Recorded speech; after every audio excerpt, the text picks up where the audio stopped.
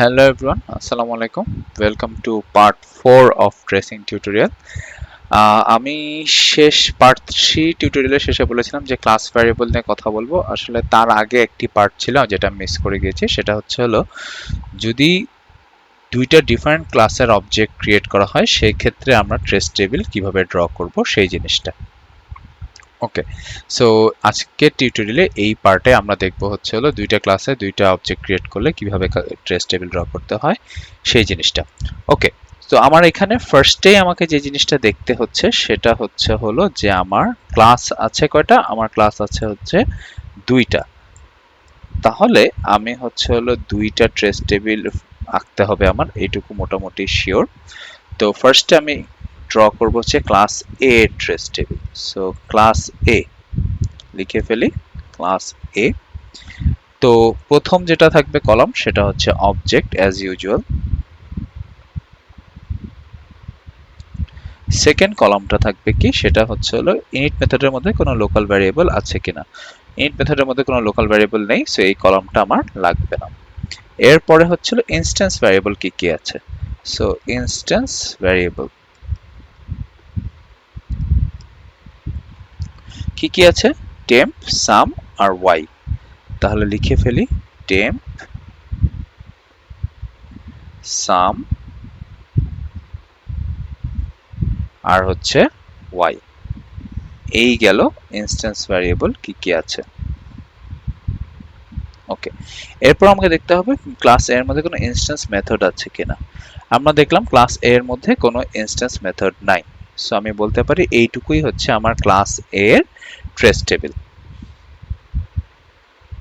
ওকে, এরপরে আমাকে যেটা আঁকতে হবে সেটা হচ্ছে ক্লাস বি এর ট্রেস টেবিল। সো আমি ক্লাস বি এর ট্রেস টেবিলটা ড্র করব।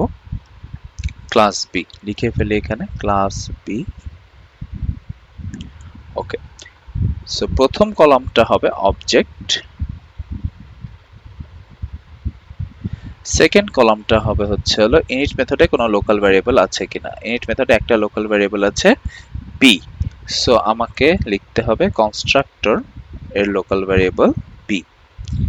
ওকে, এর পরের কলাম হচ্ছে যে আমার ইনস্ট্যান্স ভ্যারিয়েবল কি কি আছে। সো আমার ইনস্ট্যান্স ভ্যারিয়েবল গুলো আমি লিখে ফেলি, ইনস্ট্যান্স ভ্যারিয়েবল কি কি আছে, ওয়াই টেম্প আর সরি ওয়াই টেম্প এক্স আর সাম। ওয়াই টেম্প এক্স আরেকটা হচ্ছে সাম। এই আর কোনো ইনস্ট্যান্স ভ্যারিয়েবল আপাতত আমার চোখে পড়ছে না। ওকে, এরপর দেখতে হবে আমার ইনস্ট্যান্স মেথড কি কি আছে। আমার একটা ইনস্ট্যান্স মেথড আছে, দ্যাট ইজ মেথড বি। তাহলে আমি লিখে ফেলি ইনস্ট্যান্স মেথড, মেথড বি। কি কি লোকাল ভ্যারিয়েবল আছে, প্যারামিটার এম, এন আর ওয়াই। তাহলে মেথড বি এর লোকাল ভ্যারিয়েবল গুলো হচ্ছে এম, এন আর একটা ওয়াই।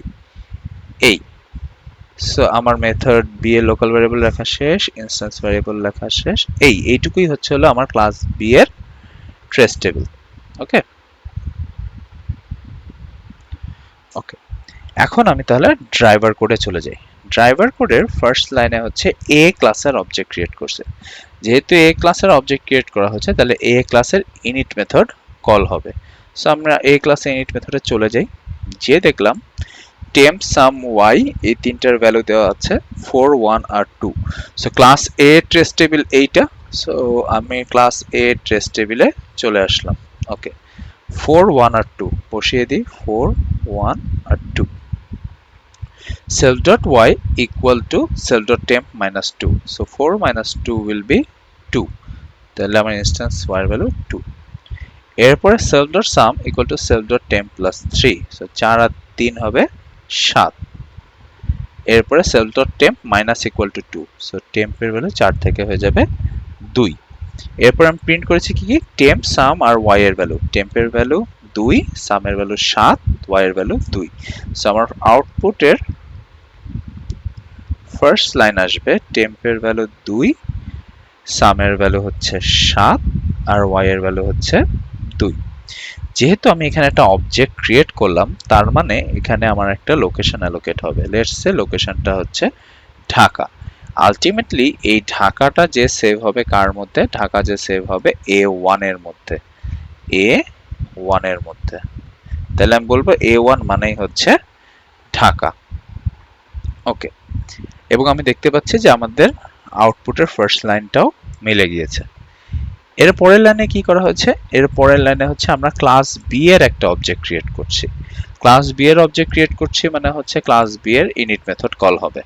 এখন ইনিট মেথডের মধ্যে আমি কি পাস করে দিচ্ছি, A1। A1 মানে কি, আমরা ট্রেস টেবিল থেকে দেখতে পাচ্ছি A1 মানেই হচ্ছে ঢাকা। সো আমি ক্লাস বি এর ইনিট মেথডের মধ্যে ঢাকা পাস করে দিচ্ছি। সো আমি চলে যাই ক্লাস বি এর ইনিট মেথডে। ক্লাস বি এর ইনিট মেথডে বি এর মধ্যে রিসিভ হবে ঢাকা।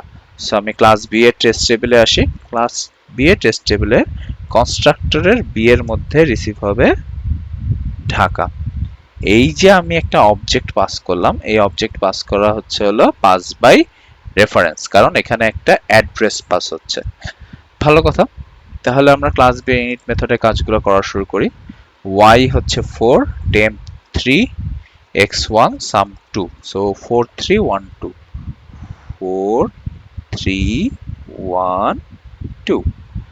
এরপরে b কি নান, আমাদের b কি নান, না, আমাদের b এর ভ্যালু হচ্ছে ঢাকা। সো ইফ এর মধ্যে ঢুকবে না, ঢুকবে কোথায়, এলস এর মধ্যে। এলস এ বলতেছে b dot temp equal to b dot some plus self dot sum minus 4।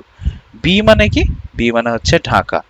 ঢাকার টেম্প ইকুয়াল টু ঢাকার sum, that is 7, 7 plus self dot sum মানে হচ্ছে আমার 2 নিজের সাম, 7 আর 2 হচ্ছে 9, মাইনাস 4, 9 থেকে 4 গেলে কত হবে 5। সেটা বসতেছে কত, বি ডট টেম্প মানে হচ্ছে ঢাকার টেম্প। সো ঢাকার টেম্পে বসতেছে 5। এরপরে B dot sum minus equal to 2, B মানে হচ্ছে ঢাকা। সো ঢাকার sum minus equal to 2, so ঢাকার সাম হয়ে যাবে 5। এরপর self dot sum equal to B dot temp plus self dot temp minus 2। B মানে কি ঢাকা, ঢাকার টেম্পের ভ্যালু 5। ওকে, আমার টেম্পের ভ্যালু, সেলফ ডট টেম্পের ভ্যালু হচ্ছে 3, তাহলে 5 আর 3 8, 8 থেকে 2 গেলে হবে 6, সেটা বসতেছে সেলফ ডট সামের মধ্যে, 6 বসে গেল। ইনিট মেথডে আর কোনো লাইন নেই, যেহেতু আমি এখানে একটা অবজেক্ট ক্রিয়েট করলাম, তার মানে একটা লোকেশন অ্যালোকেট হবে। লেটস সে লোকেশনটা হচ্ছে রাজশাহী। তাহলে এই রাজশাহীটা আলটিমেটলি যে সেভ হবে কার মধ্যে, B1 এর মধ্যে। সো আমি যখনই বলবো B1 আমি বলবো হচ্ছে রাজশাহী, B1 মানেই হচ্ছে রাজশাহী। ওকে, এরপর আমি কল দিচ্ছি B1 ডট মেথড বি, মানে রাজশাহী ডট মেথড বি। তার মানে আমাকে যত কাজ করতে হবে রাজশাহী ট্রেস টেবিলে করতে হবে। রাজশাহী মেথড বি কল দিচ্ছি, পাস করছে হলো 3 2।